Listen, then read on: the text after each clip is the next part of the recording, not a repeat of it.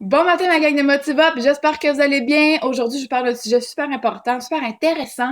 C'est les 4 étapes d'apprentissage. Oui, madame, oui, monsieur. Parce que peu importe ce que vous faites ou ce que vous apprenez de nouveau dans la vie, il y a toujours des étapes d'apprentissage. Notre cerveau fonctionne comme ça.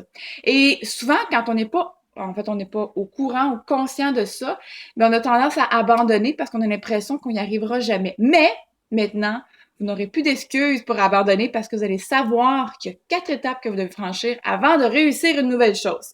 Alors, première étape, on est inconscient d'être incompétent. Donc, ça veut dire je ne sais pas que je ne sais pas. Alors, vous commencez quelque chose de nouveau, vous pensez peut-être que ça va être simple, mais finalement, vous ne savez pas du tout que vous n'êtes pas capable de le faire parce que vous l'avez jamais fait. Première étape. Deuxième étape, conscient d'être incompétent. Donc, je sais que je ne sais pas. Alors, je me rends compte que, wow, ok, vraiment, j'ai aucune idée comment ça fonctionne.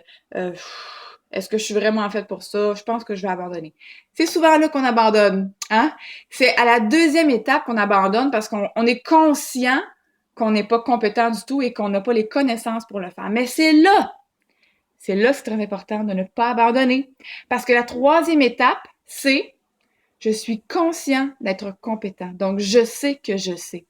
C'est entre ces 2 étapes-là que c'est très, très crucial parce que entre le fait d'être conscient qu'on ne sait pas comment ça fonctionne, il y a la période où est-ce que notre cerveau doit apprendre une nouvelle chose. Donc, ça doit prendre un certain temps avant que notre cerveau fasse des nouveaux circuits, apprenne une nouvelle méthode, des nouvelles habitudes. Alors, c'est cette période-là qui est très, très cruciale.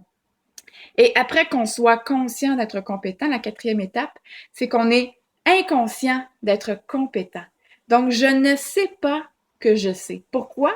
Parce que ça devient un automatique. Donc, par exemple, quand vous revenez du travail, peut-être que la première fois que vous êtes allé au travail, vous saviez pas trop où vous en allez, là, on regarde sur le GPS, on sait pas trop, par exemple.